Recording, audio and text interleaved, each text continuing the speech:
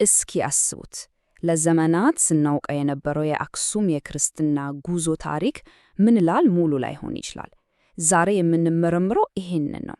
ከአዱሊስ ፍርስራሽ የተገኙ አዲስ የአርኪኦሎጂ ግኝቶች ይህን ትልቅ ታሪክ እንዴት በአዲስ መልክ እየጻፉት እንደሆነ አብረን እንመለከታለን።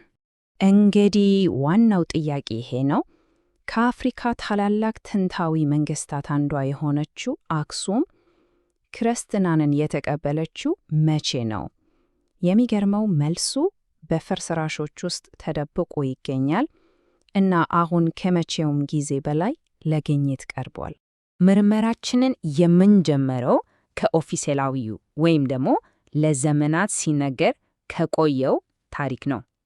ይኸውም በ4ኛው መቶ ክፍለ ዘመን ስለተደረገው ሊቨርድ የአክሱም ኃያልነት የሚጀምረው ከአቀማመጧ ነው። በቀይ ባህር የንግድ መስመሮች ላይ የነበራት ስልታዊ ቁጥጥር ለንግድ ብቻ ሳይሆን ለባህል እና ለሐሳብ ልውውጥም ዋና ማዕከል እንድትሆን አድርጓታል። ለዘመናት ሲነገር የኖረው ታሪክ እንግዲህ ይሄ ነው። በፍሩሜንቴዎስ አማካኝነት ንጉሥ ኢዛና ክርስትናን ተቀበለ። ከዚያም የንጉሱ ሳንቲሞች ላይ ነበሩት የአረማውያን ምልክቶች በመስቀል ተተኩ። ያው ይሄ እንደ ትልቅ ማስረጃ ሲቀርብ ቆይቷል። ነገር ግን ታሪኩ ላይ አንድ ትልቅ ችግር አለ። በጽሑፍ የተመዘገበው ታሪክ እና በአርኪኦሎጂ የተገኘው ቁሳዊ ማስረጃ እርስ በርስ አይጣጣሙ፣ ክፍተት አለ። እንቆቅልሹ ያለው እዚህ ጋር ነው። የጽሑፍ መረጃዎቹ ለወጣው በ4ኛው መቶ ክፍለ ዘመን ነው ይላሉ። መልካም፣ ታዲያ የዚያ ዘመን ግዙፍ አብያተ ክርስቲያናት የት ሄዱ? የተደበቁ? ለምን ምንም ፍንጭ አይገኝም? ይሄ ከምንጫችን የተወሰደ ቀጥተኛ ጥቅስ የታሪክ ምሁራንን ለረጅም ጊዜ ግራ ያጋባውን የጊዜ ክፍተት በደንብ ያጎላል። እስኪ ያስቡት፣ ንጉሱና ቤተ መንግስቱ ክርስቲያን ከሆኑ በኋላ ህዝቡ በብዛት የሚሰበስቡባቸው ግዙፍ አብያተ ክርስቲያናት ለመገንባት ከ100 ዓመት በላይ ለምን ፈጀ? የዚህን ምስጢር ፍንጭ ለማግኘት ትኩረታችንን ወደ አዱሊስ እናዞራለን። አዱሊስ ወሳኝ ፍንጮች እየተገኙባት ያለችው የአክሱም የወደብ ከተማ። እስኪ ወደ አዱሊስ እንዝለቅ። ይህ የአክሱም የወደብ ከተማ ፍርስራሽ በንግድ ብቻ ሳይሆን በበለጸገ ሃይማኖታዊ ሕይወት የተሞላ እንደነበር በውስጡ ያሉት በርካታ የአብያተ ክርስቲያናት ፍንጭ ይሰጡናል።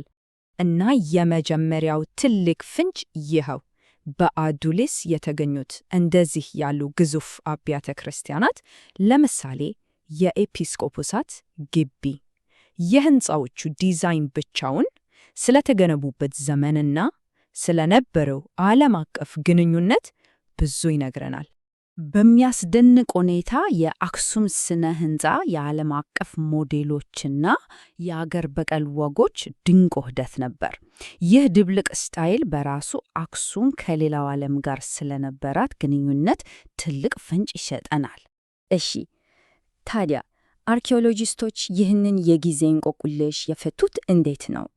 ወሳኙ ሳይንሳዊ ፈተና ይሄ ነው።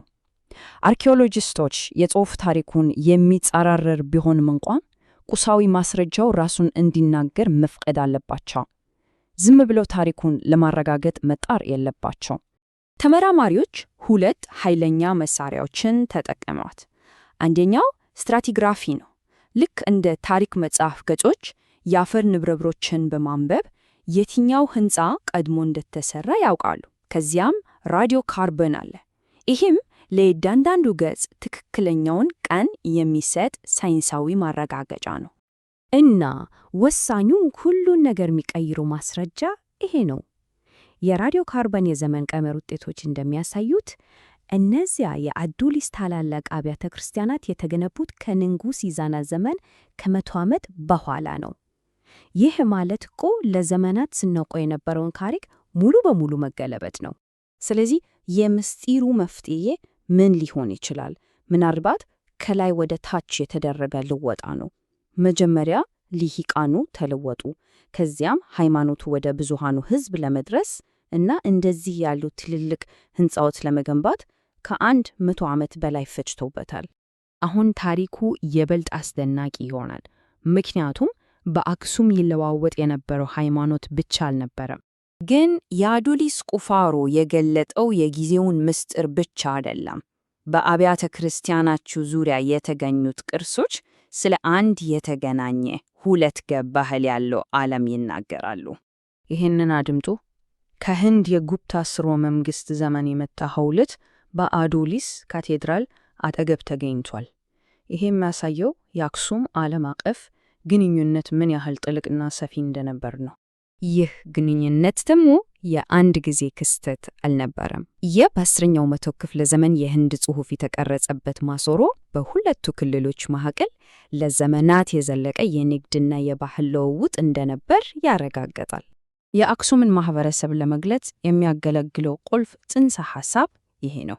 አክሱም የተገለለች መንግሥት ሳትሆን ዓለም አቀፍ ተጽዕኖዎቹን ወስዳ ከራሷ ባህል ጋር በመዋሃድ አዲስ ማንነት የምትፈጥር ውስብስብ ማዕከል ነበረች።